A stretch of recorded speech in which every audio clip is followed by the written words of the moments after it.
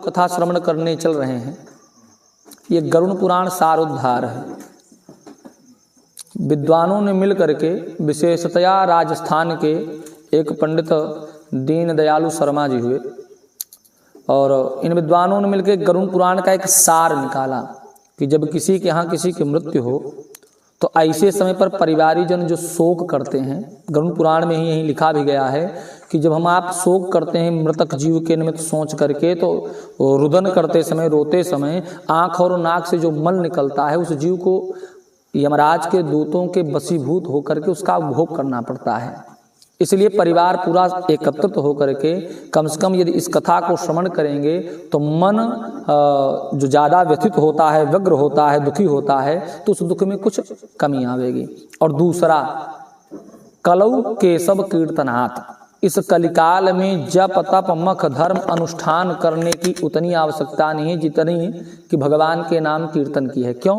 क्योंकि सतयुग द्वापर त्रेता में जप मख अनुष्ठान, बड़े बड़े हवनादि कर्म, बड़े बड़े अनुष्ठान, बहुत बड़े बड़े यज्ञ करने पर 10,000 20,000 वर्ष तक तपस्या करने पर जो फल प्राप्त होता था, वो फल केवल इस कलिकाल में भगवान के संकीर्तन करने मात्र से मिल जाता है। तो भगवान की अब इस हम आप कथा को, गरुड़ जी और नारायण के संवाद को जो श्रवण करने चल रहे हैं, इसके पूर्व आइए 2 बार भगवान नाम कीर्तन करते हैं, और उस कीर्तन से जो पुण्य फल प्राप्त हो उससे उस जीवात्मा को परमात्मा अपने चरण शरण में स्थान प्रदान करें, इस भावना के साथ।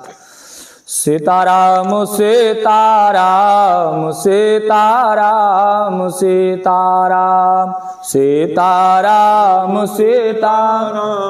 सीताराम सीताराम राम राधे श्याम राधे श्याम राधे श्याम राधे श्याम राधे श्याम राधे श्याम राधे श्याम राधे श्याम राजा राम राजा राम राजा राम राजा राम राजा राम राजा राम राजा राम राजा राम। ब्रह्मा के चारों वेदों से यह नाम निकलता है, ब्रह्मा के चारों वेदों से यह नाम निकलता है।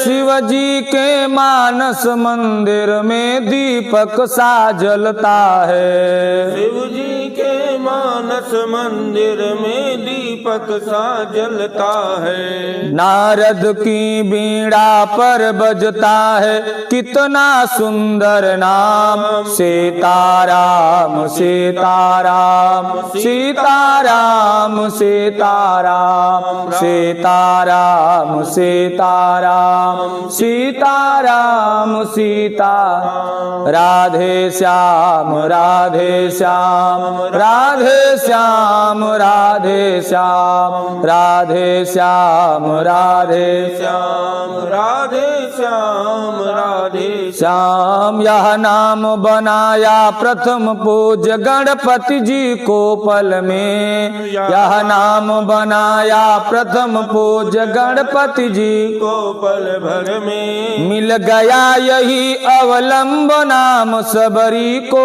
जंगल में, मिल गया यही अवलंब नाम सबरी को जंगल में। लाखों का बेड़ा पार किया पहुँचाया प्रभु के धाम, सीताराम सीताराम सीताराम सीताराम सीताराम सीताराम सीताराम सीताराम। राम राधे श्याम राधे श्याम राधे श्याम राधे श्याम राधे श्याम राधे श्याम राधे श्याम राधे श्याम। बजरंग बली के बल में इसकी महिमा भारी है, बजरंग बली के बल में इसकी महिमा भारी है। ध्रुव और विभीषण को भी यह बूटी अति प्यारी है, ध्रुव और विभीषण को भी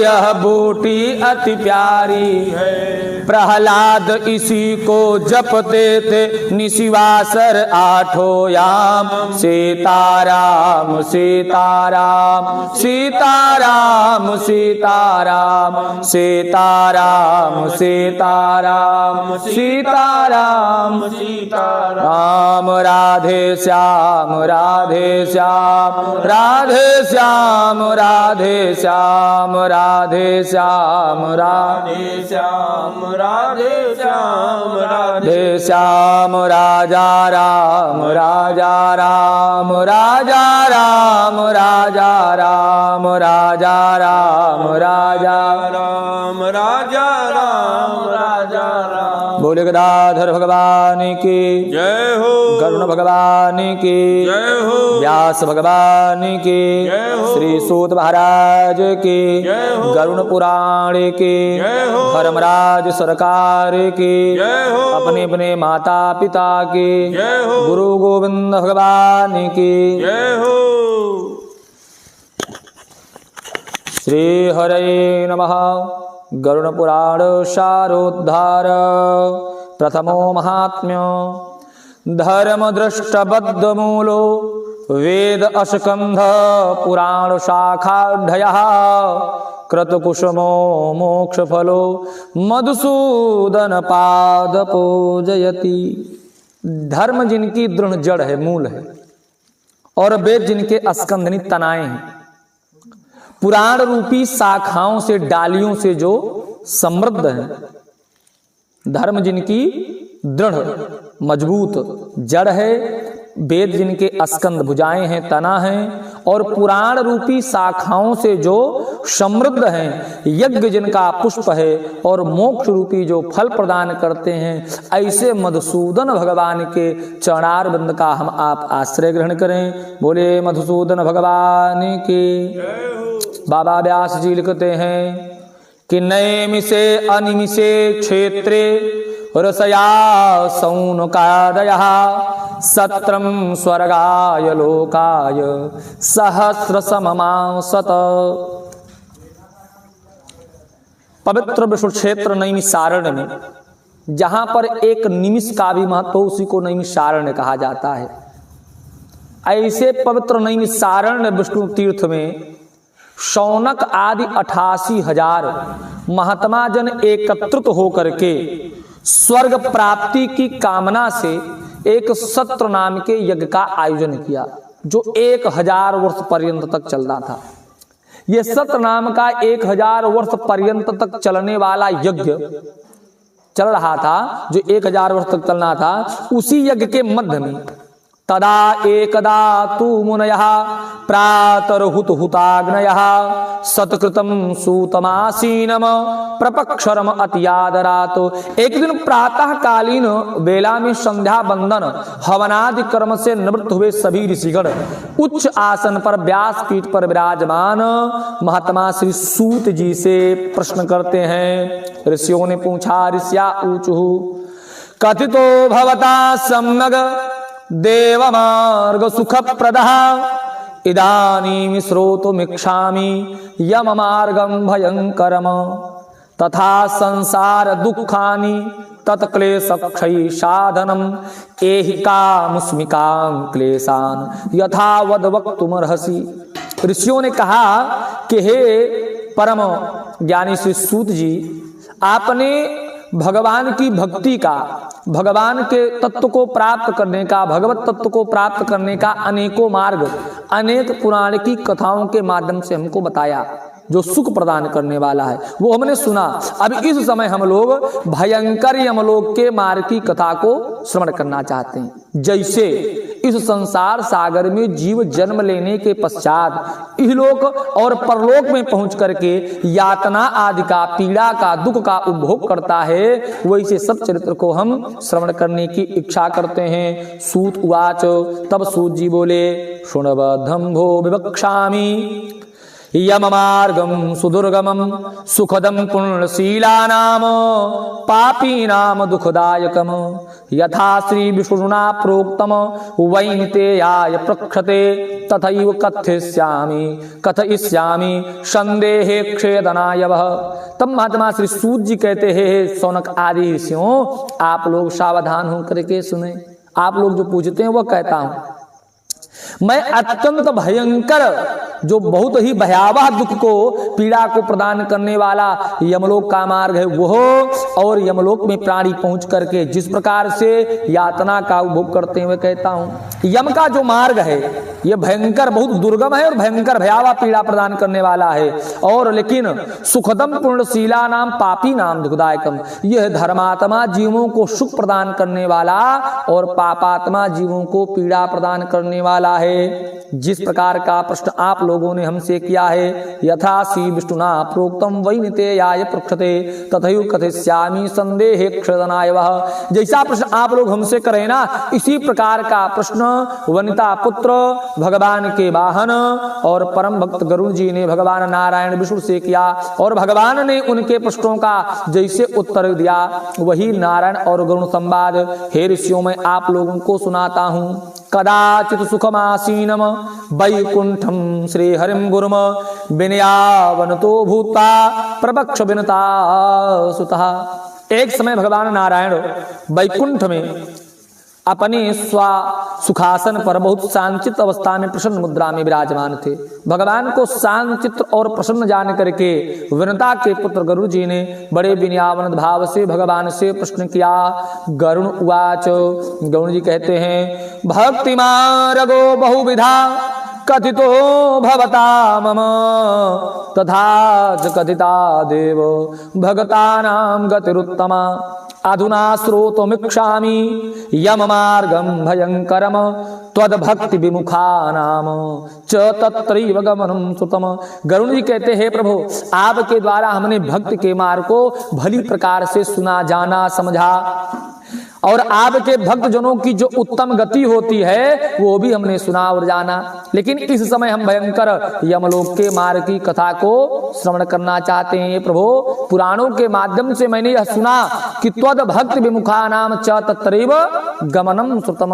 हमने यह सुना कि आपकी भक्ति से जो विमुख जीव होते हैं उनका यमलोक में जाना होता है। जबकि हे प्रभु सुगमम भगवन् नाम जिह्वा चावसवरतनी तथापि नरकमयान्ति धिगधिगास्तु नराधम। हे प्रभु आपका नाम अत्यंत सरल और सूक्ष्म है, उसको लेने में परिश्रम भी नहीं करना पड़ता, जिह्वा भी सबके मुख में है, फिर भी आपके नाम का जो आश्रय नहीं ग्रहण करते हैं, नरकादि की यातना का उपभोग करते हैं, ऐसे मनुष्यों को बारंबार धिक्कार है। अतो में भगवन ब्रूहि पापी नाम या गतिर्भवेत यम मार्गस्य दुखानि यथा ते प्राप्नुयन्ति। इसलिए हे प्रभु अब आप कृपा करके अनुग्रह करके पापियों की जैसी दुर्गति होती है, जिस प्रकार से मार्ग में वही यातना का उपभोग करते हैं, उसके संबंध में बताने की कृपा करें। श्री भगवान वाच, अब भगवान बोले, वक्षे हम शृणु पक्षीन्द्र यम मार्गम चयेन ये नरके पापिनो यान्ति रणवताम भीतिदम। एहि पाप्रतातार्चो दया धर्म विवर्जिताः दुष्ट संगा सशास्त्र सत्संगत परामुखाः आत्मसंभावितास्तबधा धनम आनम आन्विताः आसुरी भावमापन्ना दैवीय संपत् विवर्जिताः अनेक चित्त विभ्रांता मोहजालो समावृता पृथक्ता काम भोगेषु पतन्ति नरकेषु चौः ये नरा ज्ञानशीलास्यो ते यान्ति परमां गतिम पापशीला नरायांति दुखेन यम यातनाम। अब भगवान बोले कि गरुड़ जी बड़ा सुंदर प्रश्न आपने सुना किया है, अब आपको आपके प्रश्नों का मैं सम्यक उत्तर देता हूं, सावधान होकर के आप श्रवण करें। जिस मार्ग से भगवान कहते हैं गरुड़ जी, जिस मार्ग से पापी जन नरक की यात्रा करते हैं, यह मार्ग तो श्रवण करने में भी बड़ा भयावह है। हे तार्क्ष, जो प्राणी सदा सर्वदा सर्वकाल सर्व परिस्थिति में पाप कर्म करने में प्रवृत्त रहते हैं, अशुभ कर्म करने में लगे रहते हैं और शुभ कर्म से दूरी बनाते हैं, जो दुष्ट लोगों की संगति में रहते हैं, शास्त्र से सज्जन जनों की संगति से जो विमुख रहते हैं, जो अपने को स्वयं प्रतिष्ठित मान करके औरों का अनादर करते हैं, किसी का सम्मान नहीं करते हैं, धन के आ जाने पर अहंकार से युक्त हो करके, मान और मद के चूर हो करके आसुरी शक्ति को प्राप्त करते हैं तथा दैवीय संपत्ति से, दैवीय गुणों से जो दूर हो जाते हैं, जिनका चित्त विषयों में आसक्त होता है और भ्रांति में पड़ जाते हैं, मोह रूपी जाल से जो आच्छादित रहते हैं, घिरे रहते हैं, बिने रहते हैं, कामनाओं के भोग में जो लगे रहते हैं, ऐसे व्यक्ति अपवित्र नरक में गिरते हैं। हे गरुड़, जो ज्ञानशील हैं वही परम गति को प्राप्त होते हैं। पापी मनुष्य दुख पूर्वक यम यातना प्राप्त करते हैं। पापियों को इस लोक में जैसे दुख की प्राप्ति होती है और मृत्यु के पश्चात वे जैसे यम की यातना का उपभोग करते हैं, मैं वह आपको सम्यक बताता हूँ। सावधान होकर के श्रवण कीजिए कि सुकृतम दुष्कृतम वापि यथा भुक्त्वा पूर्वार्जितम कर्मयोगा तदा तस्य कश्चित् व्याधि प्रजायते। सुकृतम दुष्कृतम अर्थात शुभ या अशुभ, पाप या पुण्य, धर्म या अधर्म, जिसने जैसा कर्म किया उस कर्म के फल को उपभोग कर लेने के पश्चात शरीर में जरा वृद्धा अवस्था आ जाती है और वृद्धावस्था में भी शरीर रोगों से घिर जाता है। और रोग कौन से होते हैं? तो आदि व्याधि समायुक्ता जीविता सा समुत्सुकम कालो बलियानो हिवदज्ञाता ही प्रतिपद्यते। का आदि और व्याधि अर्थात शारीरिक और मानसिक पीड़ा उत्पन्न होती है। शरीर में ऐसे रोग जागृत होते हैं जिन रोगों की औषध भी संसार में सुलभता से सुलभ न हो सके, और ऐसे रोगों के जागृत होने पर वृद्धावस्था में भी जीव के जीने की उत्कंठा और बलवती हो जाती है। और जब जीने की उत्कंठा बलवती होती है तब काल उसको अपना ग्रास बना लेता है। यात्रा जाप निर्वेदो म्रियमाण स्वयं भृतैः जर्योपात वैरीप्यो मरणाभिमुखे गृहे आस्ते एव अमन्यन्तम गृहपाल इवाहरन आमयाप्य प्रदीताप्त अग्नि अल्पाहारो अल्पचेष्टतः। बताया कि यात्रा जाप निर्वेदो म्रियमाण स्वयं भृतैः, उस मृत्यु की संप्राप्ति की स्थिति में, अर्थात जो बिल्कुल मृत्यु को प्राप्त करने वाले हैं, मरण धर्मा हैं, ऐसी स्थिति में जो प्राप्त हो चुके हैं उनको भी वैराग की जागृति नहीं होती है। नाती पोता के माया मोह में वे पड़े ही रह जाते हैं। और स्थिति फिर क्या होती है? परिवार में जिनका जिस परिवार पर उनका आधिपत्य था, जिस परिवार के वे अधिपति थे, स्वामी थे, उसी परिवार का स्वामित्व बच्चों के पास चला जाता है। जिनका उन्होंने पालन पोषण किया अब वे पुत्रादि पालन पोषण करने लगे। और यदा कदा जब जीव पाप कर्म में प्रवृत्त रहता है तो उसकी संतति भी कुबुद्धि वाली होती है, तो अपमानित करके उनका पालन पोषण करती है। मरणामुख व्यक्ति का अपमानित होकर के पालन पोषण हो रहा है। और स्थिति यह हो गई वृद्धावस्था में अल्पाहारो अल्पचेष्टतः, अल्पाहार करने लगे, स्वान के समान गराई बराबर अपमानित होकर के पुत्रों के द्वारा प्रदत्त भोजन को कर रहे हैं। अल्पाहार करने से अल्पचेष्टतः शरीर की सामर्थ्य भी घट चुकी है, और शरीर की सामर्थ्य इतनी घट जाती है कि एक समय शरीर में श्वास लेने का परिश्रम किया जाए इतनी भी शक्ति नहीं रह जाती है। और शरीर में नारियों में जब कफ अधिक हो जाता है तो कांस श्वास कृता यासा कंठई घुरघुरायते, कफ के अधिक हो जाने से नारियां अवरुद्ध हो जाती हैं। नारियों के अवरुद्ध हो जाने पर जब श्वास लेने के लिए जीव परिश्रम करता है तो कंठ से घुरघुर के शब्द होने लग जाते हैं, और जब कंठ से घुरघुर हो शब्द होने लग जाते हैं तब वायुनो तो क्रमोत्तारा कफ संरुद्ध नारिकाः कांस श्वासो कृता यासा कंठे घुरघुरायते सयाना परिशोचत भी परवीत सबंधु भी वाच्यमानो पिना ब्रूते कालपासो वसंगताः। चरपैया पर पड़ा हुआ कंठ से गुरगुरु के शब्द हो रहे हैं, चारों तरफ बंधुगण उपस्थित हो गए।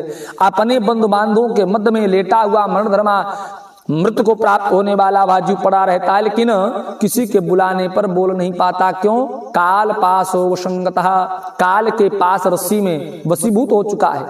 बताया कि एवं कुटुंब भरणे व्यापितात्मा अजितेन्द्रिय मृते रुताम स्वानाम उर्वेदन्यास्तुधि, कि यावत जीवन पर्यंत जिन परिजनों के भरण पोषण में निरंतर लगा रहा अजितेंद्रिय व्यक्ति अंत में रोते बिलखते बंधु बांधवों के बीच उत्कट वेदना, भयंकर वेदना को प्राप्त करता हुआ संज्ञा शून्य होकर के मर जाता है। हे गुण, उस जब अंतिम समय आता है जीव का, उस जीव का जब अंत समय आता है तब उसको दिव्य दृष्टि की प्राप्ति होती है। संपूर्ण संसार को एक रूप देखने लग जाता है। जैसे भीष्म पितामह जी का अंत समय आया तो 100 जन्मों का कर्म याद आया और भगवान से कहते हैं कि हमने 100 जन्म में कोई कर्म नहीं किया जाता, ऐसा कि हमको इस सैया पर लेटना पड़े। भगवान ने कहा 101वें जन्म का आपके कर्म का यह फल है। तो ऐसे जीव को अपने कई जन्मों के कर्म असमन हो आते हैं आतुर काल मरण के समय, लेकिन जीव अपने परिवारीजनों को उपदेश भी नहीं कर पाता कि देखो बेटा हमने यह कर्म किया, अब यह फल हमने उपभोग किया, आप मत करना। क्यों? क्योंकि काल के पास में वह वशीभूत हो चुका है। अब विकले इंद्रिय संघाते चैतन्य जड़ताम जगते प्रचलंती गतः प्राणा यामयी निकटवर्त भी। और यमराज के दूतों के सन्निकट आने पर जो चैतन्य था वो जड़ हो जाता है, अर्थात उसके शरीर से वायु आत्मा रूपी प्राण निकल जाता है। स्वास्थानम चलते श्वासे कल्पाख्यो हातुरक्षण, जीव के शरीर से जब प्राणांत होता है, प्राण निकलता है, तो उस समय का एक क्षण भी एक कल्प के बराबर के समय व्यतीत होता है। 74 बार सतयुग, 74 बार त्रेता, 74 बार द्वापर, 74 बार कलयुग जब व्यतीत होता है तो उसको एक कल्प कहते हैं, एक कल्प कहते हैं। और एक क्षण का समय एक कल्प के समय के बराबर में व्यतीत होता है। और 100 वृश्चिक दृष्टंस्य, 100 बिच्छुओं के दंश की या पीड़ा सा अनुभूते, उसको 100 बिच्छुओं के दंश की पीड़ा का भोग करना पड़ता है, जिसके फलस्वरूप फेनम उद्गरिते सो अथ मुखम लाला कुलम भवेत अधो द्वारेण गच्छन्ति पापीनां प्राणवायवः। वेदना के कारण उसके मुख से लार और फेन गिरने लग जाते हैं, मलमूत्र का त्याग करने लग जाते हैं। ऐसे पापी जीवों के प्राणवायु गुदाद्वार नीचे के मार्ग से निकलते हैं। जब जीव का प्राणांत होता है तो उसको ले जाने के लिए 2 यमराज के दूत आते हैं। यम दूतो तदा प्राप्तौ भीमो सर्वेक्षणौ पास दंड धरो नगनै दंतैः कटकटायते ऊर्ध्व केशौ काककृष्णौ वक्रतुंडो नख आयुधौ सदृष्ट्वा त्रस्त्रहृदया सकन मूत्रम विमुंचति। बताया उस समय यमराज के जो दोनों दूत आते हैं उनके हाथ में पास माने रस्सी और एक हाथ में दंड धारण किए हुए हैं, नग्न रहते हैं, दांतों से कट कट के शब्द करते रहते हैं, कौवा के जैसे काले होते हैं, टेढ़ा उनका मुख होता है, उनके नाखून भी आयुध औजार हथियार के बराबर होते हैं। ऐसे भयंकर यमराज के दूतों को देख करके पापी प्राणी त्रस्त हृदय भयभीत होकर के सकन मूत्र विमुंति मलमूत्र का त्याग करने लग जाते हैं। तब अंगुष्ठ मात्रो पुरुषो हा हा कुर्वन् कलेवरात तदेव गृहते दूतैर यामि पश्यन् सुखम गृहम। तब उस शरीर से अंगुष्ठ मात्र का वायु आत्मा रूप जीव अपने कर्म का फल उपभोग करने के लिए निकलता है और उस अंगुष्ठ मात्र के जीव को भी यमराज के दूत पास में रस्सी में बांध करके खींचते हुए ले जाते हैं। ठीक वैसे जैसे नयतो दीर्घमद्दानम दंड यम राज भटा, जिसे राजा के सिपाही किसी चोर को अपराधी को पेशी के लिए ले जाते हैं, ऐसे यमराज के दूत पापी जीवों को जो अंगुष्ठ मात्र का आत्मा रूप जीव है उसको भी पास में रस्सी में बांध करके और खींचते हुए ले जाते हैं। तस्सेव नियमानस्य दूता संतर्जयन्चा प्रबदन्त भयं तीव्रम नरकाराम पुनः पुनः। इस प्रकार मार्ग में खींचते हुए ले जा रहे हैं और ले जाते समय जीव को यम के दूत तर्जना करके डराते हैं, भयभीत करते हैं कि और बार बार नरकों का वर्णन उसके सामने करते हैं कि चल करके अभी आपको इस नरक में यह नरक में ऐसी यातना का हम भोग करावेंगे। यमराज दूत कहते हैं कि शीघ्रम प्रचल दुष्टात्मन यास्यासि त्वाम यमालयम कुंभी पाकादि नरकास्तम नया ओ अद्यम आचिरम। बताया कहते हैं कि शीघ्रता के साथ चलो हे पापी जीव, हम तुमको मार्ग में विश्राम करने के लिए नहीं स्थान प्रदान करेंगे, आज तुम्हें हम सब ले चल करके कुंभी पाकादि नरकों में यातना का उपभोग करवाएंगे। नरकों में शीघ्रता के साथ ले जा करके यातना का पीड़ा का उपभोग करवाएंगे। एवं वाचस्तदा सुरयन बंधूनाम रुदितम तथा उच्चैर हहेति बिलपस्तार्यते यम किंकरैः। इस प्रकार यमदूतों की वाणी और अपने बंधु बांधवों के बिलाप को, रुदन को सुनता हुआ वह जीव जोर से हाहाकार करने लग जाता है और बिलाप करता हुआ यमराज के दूतों के द्वारा प्रताड़ित होता हुआ यमलोक की पुरी में चला जाता है। भगवान कहते हैं गरुण जी, यमदूतों की तर्जनाओं से उसका हृदय विदीर्ण हो जाता है, कांपने लग जाता है। रास्ते में मार्ग में चलते समय कुत्तों के काटने से दुखी होता है और अपने किए हुए पाप कर्मों का स्मरण करता है। वायुआत्मा भूख प्यास से पीड़ित है और सूर्य और दावाग्नि, जहां अग्नि स्वतः ही जल जाए, सूर्य और दावाग्नि एवं वायु के झोंकों से संतप्त होता है, जलता है, दुखी होता है। यमदूतों के द्वारा पीठ पर चाबुक का प्रहार पड़ता है। जीव को तपी हुई गर्म बालुका, बड़बूंजे करा की जिसी गर्म रेत जिस मार्ग में बिछी हुई है, ऐसे मार्ग में चलना पड़ता है। विश्राम के लिए स्थान नहीं है, जल नहीं प्राप्त होता है, बड़ी कठिनाई के साथ यात्रा करता है। जगह जगह थक करके श्रांत होकर के गिर जाता है, मूर्छित हो जाता है। पुनः उठकर पापी जन अंधकार रूप नरकों में पहुंचते हैं। भगवान कहते हैं, मृत्यु के पश्चात त्रिभिर मुहूर्तैर द्वाभ्याम वा नियते तत्र मानवः। मृत्यु के पश्चात 2 से 3 मुहूर्त के लिए यमराज के पुरी में उस दूत को, उस जीव को ले जाया जाता है। यमराज के सामने उस उपस्थित होता है। यमराज चित्रगुप्त आदि मिलकर के जीव के पाप कर्म का निर्णय करते हैं और कहते हैं कि आपने यह पाप कर्म किया। गवाही होती है कि इनके सामने आपने पाप कर्म किया। जब पाप कर्मों का निर्णय हो जाता है, यमराज कहते हैं, जाओ, जिन परिवारी जनों के लिए तुमने यह कर्म किया जो आज दुख का कारण बन रहा है, 13 दिवस तक जाकर के देखो तुम्हारे वही परिवारी जन तुम्हारे लिए क्या करते हैं। त्रिभिर मुहूर्तैर द्वाभ्याम वा नियते तत्र मानवः प्रदर्शन्ति दूतास्ता घोरा नरक यातनाः मुहूर्त मात्रात् त्वरितं यमम वीक्ष भयं पुमानो यम आज्ञा समम दूतैः पुनरायाति खेचर। भगवान कहते गरुण जी, पुनः यमराज की आज्ञा से उन्हीं यमराज के दोनों दूतों के साथ जीव अपने घर पर आ जाता है और पहुंचते हैं। आगम्य वासना बद्धो देहम इच्छन यमानुगैः अधृता पासेन रुदति सुतभ्याम परिपीड़िताः। यमराज के दूतों के साथ जब अपने घर पहुंचता है, पुनः अपने शरीर में पिंजड़े में प्रवेश करने की इच्छा करता है, लेकिन पास में बंधे होने के कारण प्रवेश नहीं कर पाता है। यमराज के दूतों के वशीभूत रहता है और परिवारी जनों का केवल दर्श कर रहा होता है बस।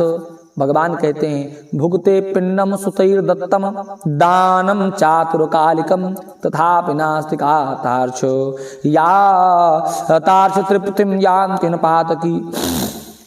हे गरुण, वो पातकी प्राणी पुत्रादिकों के द्वारा दिए हुए पिंड और आतुर काल के दान को प्राप्त करता है तो भी उस नास्तिक जीव की तृप्ति नहीं होती है।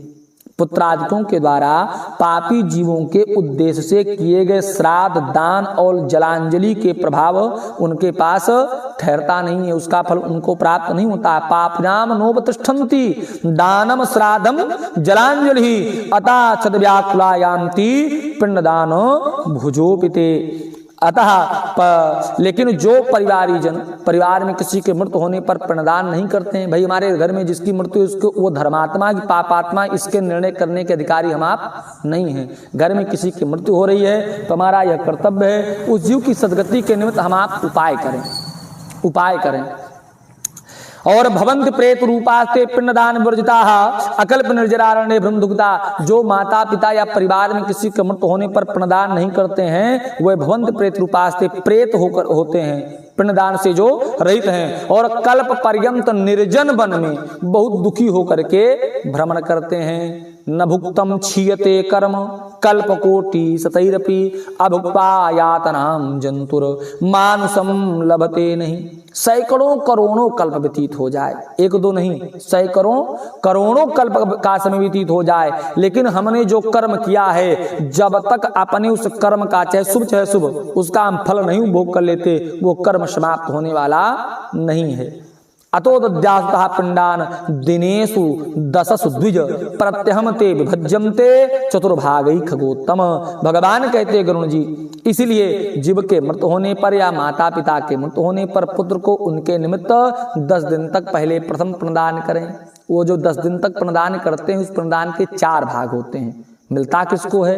भागद्वयम तु देहस्य पुष्टदम भूत पंचके। पहला 2 भाग यानी एक पिंड का आधा भाग मान लीजिए, 4 भाग करने पर 2 भाग पंच महाभूतों को, जिन 5 तत्वों ने मिल करके इस शरीर का निर्माण किया था, उन 5 तत्वों को पहला 2 भाग प्राप्त होता है। तृतीयम यम दूता नाम, तीसरा भाग यमराज के दूतों को मिलता है। और चतुर्थम सोप जीवती, चौथा भाग मिलता है उस जीव को। और इस तरह 10 दिन तक चौथे भाग के पिंड को ग्रहण करता करता जो अंगुष्ठ मात्र का जीव होता है, हस्त प्रमाण 1 हाथ का हो जाता है। कौन से दिन के पिंडदान करने से कौन सा अंग विकसित होता है? तो भगवान बताते हैं, प्रथमेन या पिंडास्तेन मूढ़ा प्रजायते ग्रीवा स्कंधो द्वितीयेन तृतीयाद हृदयं भवेत् चतुर्थम तु भवेत् पृष्ठम पंचमनाभमेव चा खष्टमे चा सप्तमे चैव कटरगुह्यां प्रजायते उरुचाष्टमे चैव जानुंघ्रे नवमेता नौभिर्देहम आसाद्य 10 में हनि सुधा तृषा।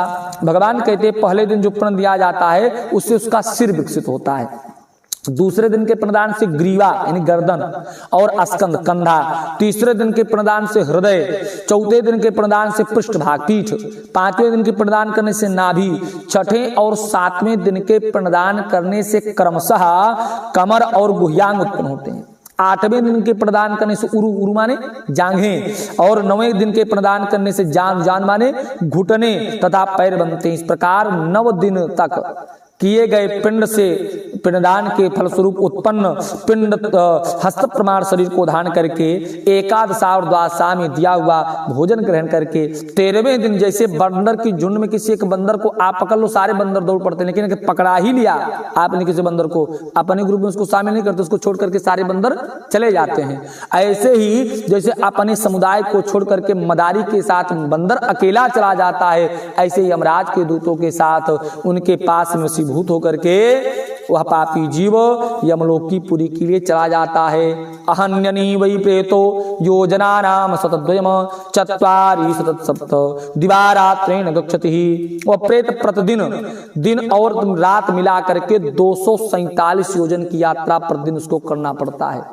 और 1 वर्ष में वह यमलोक की पुरी में पहुंचता है। यमलोक की पुरी में पहुंचने के पहले 16 पुरियां, 16 ग्राम नगर, जो मान जिसे मेठी जाने के लिए हमको ये गांव पार करना पड़ेगा तब हम मेठी पहुंचेंगे, ऐसे यमराज की संयमनी नाम की पुरी में पहुंचने के पहले 16 नगर ग्राम या 16 पुरियों को पार करना पड़ता है। कौन कौन सी हैं? सौम्यम सौर्यपुरीम नगेंद्र भवन, गंधर्व शैलागमो, क्रौंचे क्रूरपुरम विचित्र भवनम बाह्यपद दुखदम, नाना क्रंदपुरम सुतब्ध भवनम रौद्रम पयो वर्षणम, सीताढ़म बहुभीत धर्म भवनम याम्यम पुरम चाग्रतः। धर्मराज की नगरी के पहले 16 पुरियां हैं। सौम्यपुरी, सौर्यपुरी, नगेंद्र भवन, गंधर्वपुर, शैलागम, क्रौंचपुर, क्रूरपुर, विचित्र भवन, वाह्यपदपुर, दुखदपुर, नाना क्रंदपुर, सुतप्त भवन, रौद्रपुर, पयोवर्षण, सीताढ़ और बहुभीति, इन 16 पुरियों को पार करने के पश्चात संवत्सर के व्यतीत होने पर